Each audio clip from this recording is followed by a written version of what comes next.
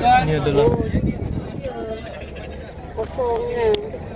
Ada pun ada pay ya.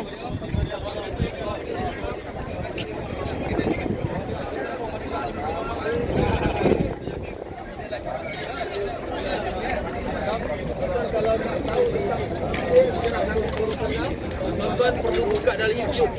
Nama dia adalah apa? Hidden Heritage of Medina. Nanti saya share ataupun nanti tak payah share lah. Hidden Heritage of Medina. Dalam tu sejarah Nabi SAW tentang Madinah Sungai Hidup. Mekah tak ada Madinah. Pasal hari ni sangat cinta Madinah. Sebab cinta sangat Nabi SAW. Doakan dia dapat kubur bakat insyaAllah. Amin.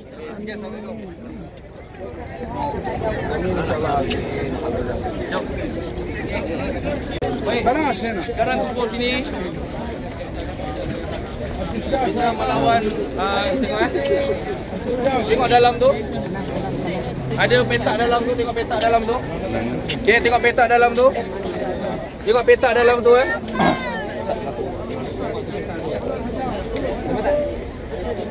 Okey. Tengok petak dalam tu, nampak petak dalam tu? Okey. Baik.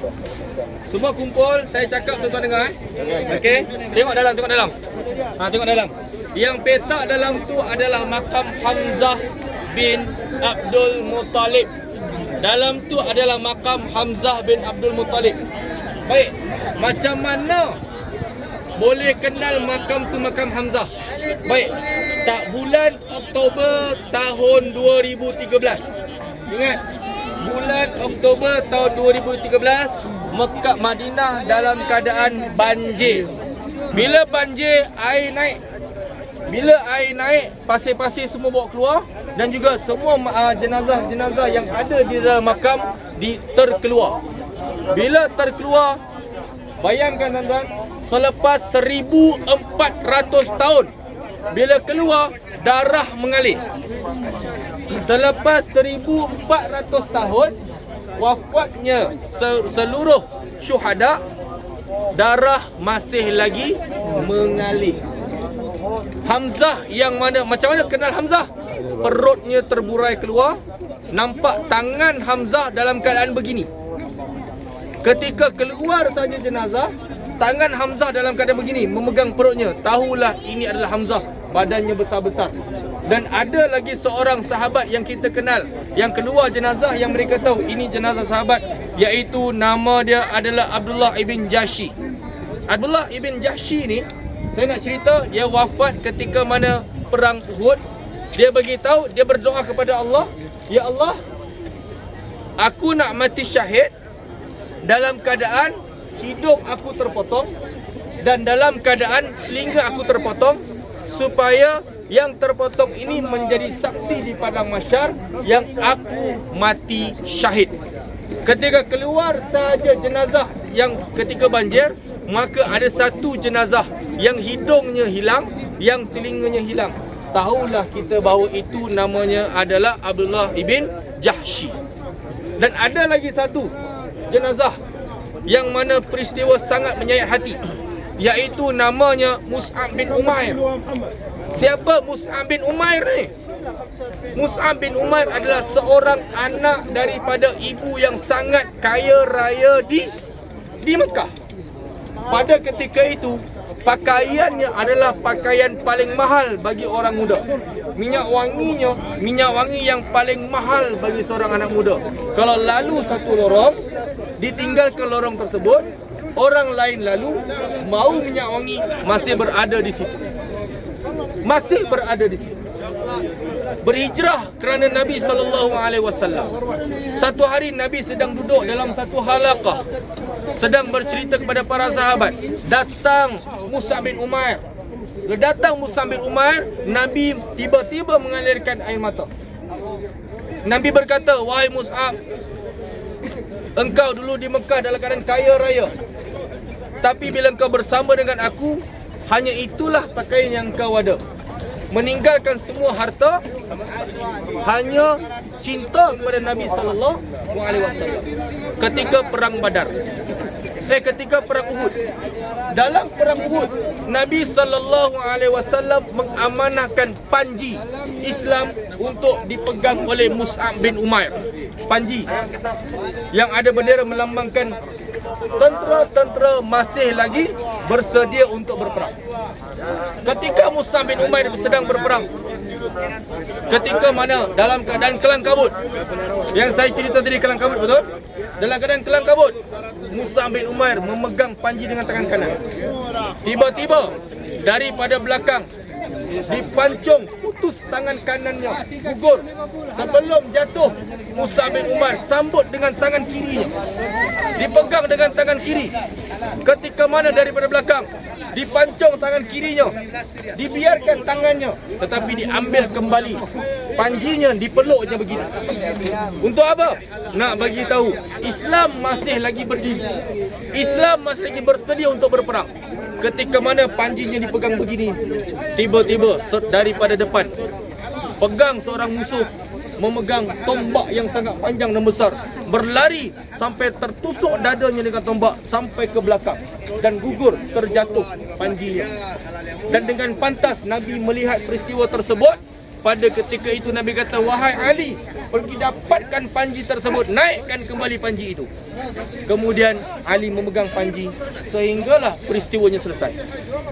Ketika semua jenazah dalam keadaan wafat, Nabi SAW nampak satu jenazah namanya Mus'ab bin Umair. Bila Nabi melihat Mus'ab bin Umair, Nabi mengangkat jubahnya menutup badan. Ketika Nabi menutup bawahnya kaki, kepalanya nampak. Ketika Nabi angkat naik ke atas, kakinya nampak. Pada ketika itu apa kata Nabi SAW? Maka tutup kepalanya dengan kain, kakinya ditutup dengan daun-daun yang nama daun-daunnya daun iskir, daun-daun warna coklat yang keras-keras, yang berbulu untuk tutup. Disitulah Nabi SAW terus mengkebumikan jasad para sahabat. Ada satu lagi sahabat yang namanya Hanzalah ibn Abu Amir. Apa peristiwa Hanzalah? Pada waktu sebelum perang, Hanzalah bernikah. Waktu perang pagi itu Hanzalah bernikah. Tengah hari adanya laungan jihad. Hanzalah sedang bersama dengan isterinya. Bila dengar laungan jihad, sebelum Hanzalah sempat mandi junub, Hanzalah terus pergi berperang. Hanzalah masih lagi belum dalam keadaan bersuci, masih lagi dalam hadas besar. Hanzalah tak hiraukan, dengan pantas Hanzalah ambil baju perang, ambil pedang, terus berjihad bersama Nabi SAW. Dan Hanzalah dalam keadaan mati syahid. Dan ketika mana Nabi SAW melihat jasad Hanzalah, pada ketika itu melihat Hanzalah dalam keadaan basah. Jasad Hanzalah dalam keadaan basah walaupun petang panas terik. Apa kata Nabi? Jasad Hanzalah telah dimandikan oleh malaikat kerana dia berjihad dalam keadaan belum mandi. Sebelum bertemu dengan Allah, malaikat mandikan jenazah Hanzalah. Ini antara kisah-kisah matinya para syuhada. Kan? Kita tak mati lagi. Kita tak susah. Kita hidup selesa. Kita tak keluar darah pun. Peluh pun kadang-kadang lap dah. Tak ada apa pun. Tapi sahabat-sahabat mati syahid berjihad untuk siapa? Untuk kita dapat nikmat Islam. Sahabat telah beri yang terbaik kepada kita. Tengok para syuhada. Cuba semua tengok para syuhada. Tengok sekarang semua para syuhada. Tanya pada diri, apa yang aku bagi kepada mereka? Apa yang aku bagi kepada Islam? Apa yang aku sumbang kepada mereka sebab mereka bagi kepada kita? Balik tengok anak cucu kita. Didik mereka elok-elok dengan agama. Didik mereka elok-elok dengan ilmu, supaya besar nanti mereka boleh bagi sumbangan kepada Rasulullah SAW atas sumbangan para sahabat bagi kepada kita. Kita beri balik kepada para sahabat dengan kita menjadikan anak kita, keturunan kita. Koperasi Kopels ni satu koperasi yang boleh beri sumbangan kepada umat Nabi SAW. Berazam dan berjanji, berikizam dekat kawasan Uhud, kita akan memberi bantuan kepada umat Nabi SAW, kepada umat Nabi SAW melalui wasilah kau best di sini, insya-Allah. Jadi selepas ini kita akan sambung, insya-Allah pergi ke siapa yang nak naik ke Jabal Ruman boleh naik, yang tak naik boleh pergi ke Jabal Lontar, insya-Allah. Tengok. Jadi insya-Allah saya bagi masa lebih kurang dalam 15 minit. Boleh? Untuk kita kumpul balik di kawasan mana? Depan map. Tempat tadi yang ada gambar tadi ya. Itu duduk sikit kan? Situ boleh? 15 minit boleh? Insya-Allah. Terima kasih. Assalamualaikum warahmatullahi wabarakatuh.